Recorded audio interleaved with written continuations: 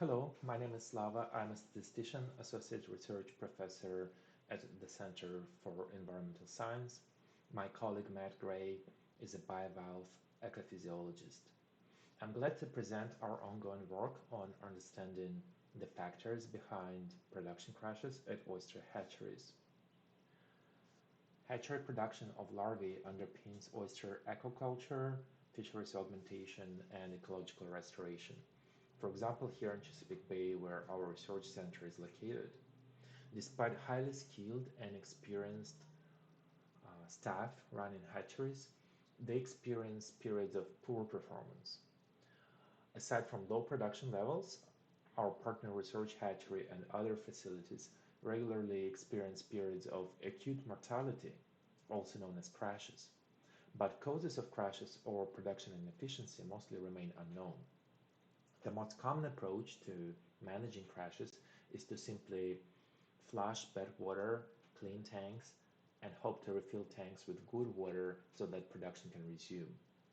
Our goal in this project was to identify most likely causes of low productivity, or at least associations that can help to provide solutions to the problem.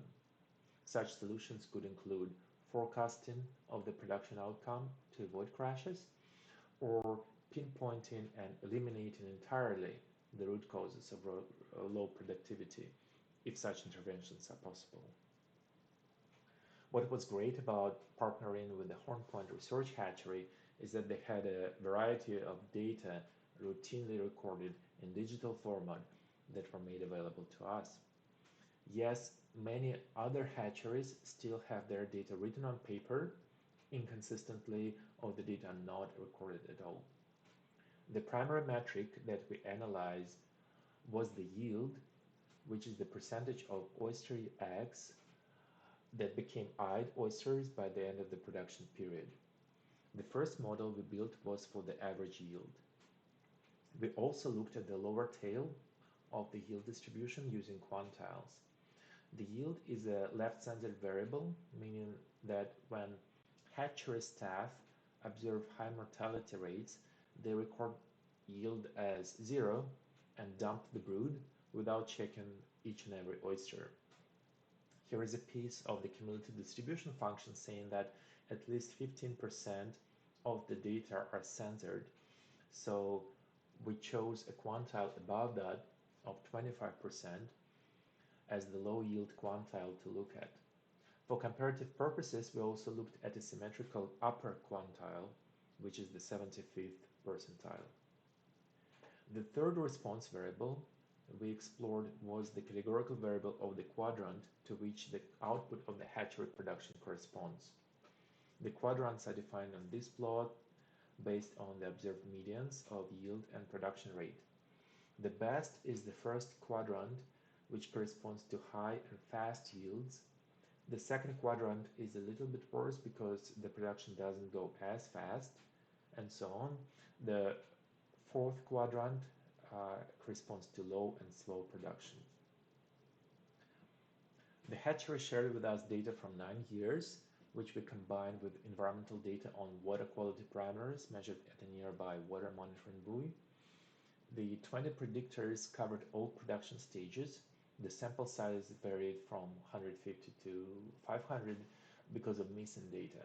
For some variables in the process of variable selection, if a variable with many missing values was excluded from the model, we could evaluate the model again on a slightly bigger sample.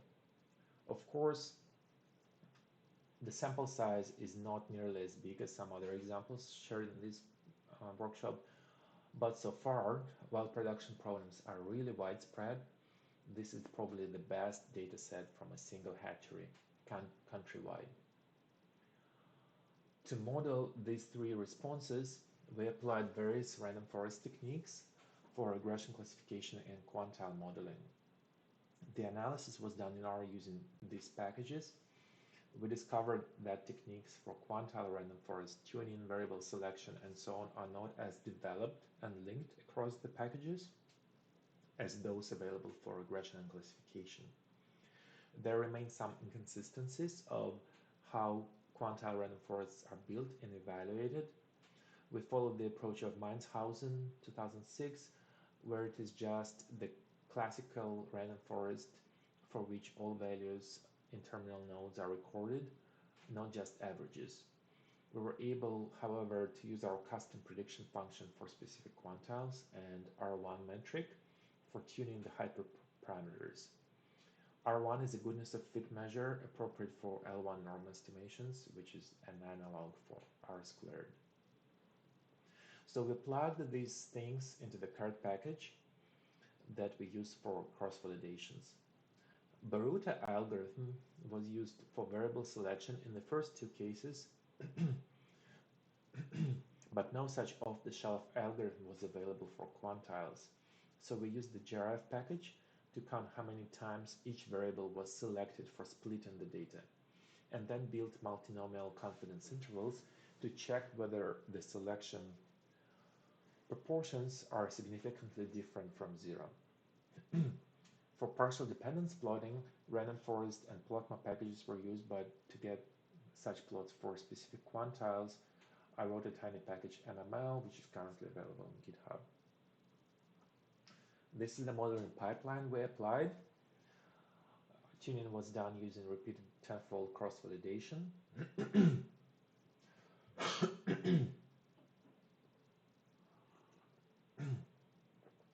Before and after the variable selection.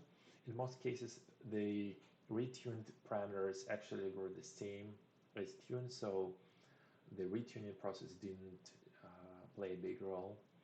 With the selected variables, we produced partial dependence plots. This table shows the results of variable selection, which of the 20 variables we removed, and results of the tuning process. For numeric predictions of the yield, the model achieves R squared of 54%. Accuracy of determining the quadrant was 60%, which I would say is reasonable considering that we had 4 classes and there were many cases on the border if we look back at the plot with quadrants. R1 for the first quartile was just 19% and 31% for the third quartile.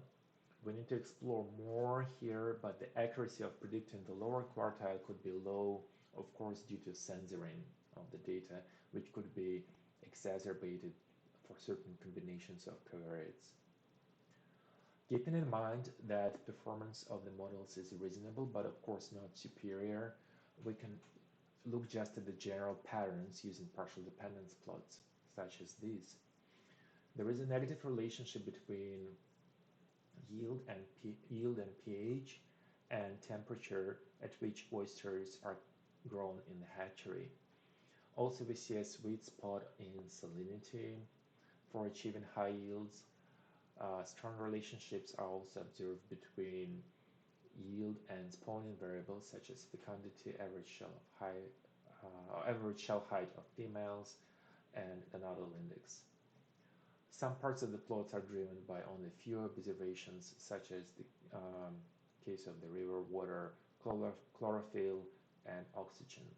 So these parts of the plots are not as reliable. How these partial dependence plots were produced is by varying values of one variable, for example pH, while keeping all other variables fixed. At least one other way to construct partial dependence plots is using the Plough algorithm, which keeps the variables fixed at their median levels. This algorithm is faster and usually produces more smooth partial dependence plots, which overall agree with the previous method. When predicting categorical responses, we see a bit more difference between the two methods. The classic approach outputs how much larger the log probability of the selected quadrant K than the average log probability of all quadrants.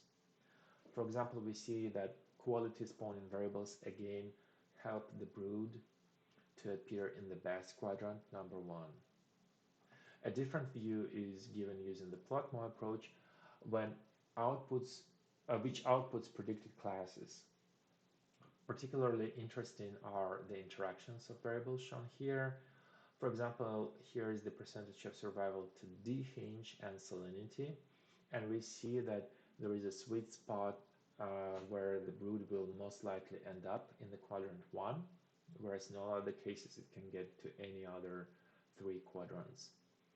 There are less and more interesting interactions. I personally like the results with emoji, but also, for example, considering turbidity and salinity of the water which was drawn into tanks, we can see that the combinations corresponding to the worst quadrant number 4 could correspond to environmental conditions favorable for harmful algae growth.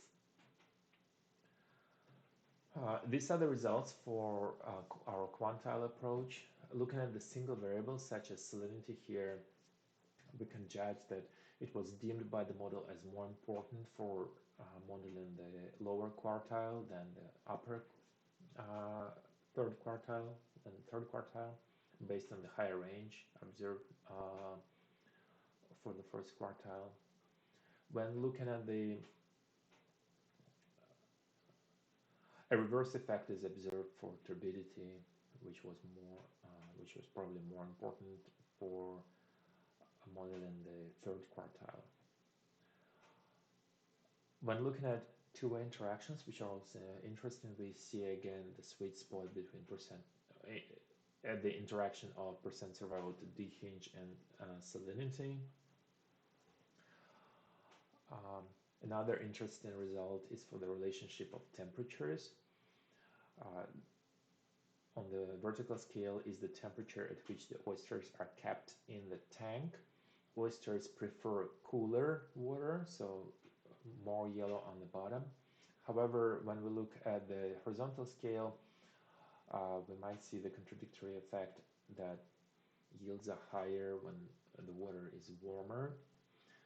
However, the environmental temperature is particularly seasonally dependent, and when the water is cool in spring, it's also the time when different fertilizers are washed away from the fields to the streams. So with snow melt and spring rainstorms, so there could be unexplored variables related to water quality. In conclusion, our analysis of past production points to factors that the hatchery staff can manipulate and investigate further. The results are fully data-driven and highlight the importance of record keeping and sharing data, because most hatcheries experience similar problems with production. Some of these results have been recently published in the Aquaculture journal without the quantile approaches. Our future work, funding for which we are looking for, will explore predictive models with variables being leading indicators of a production crash. We will also increase our sample size with newer data from at least the same hatchery, but hopefully with data from more locations. And we will also look closer at the joint importance of variables. Thank you for your attention.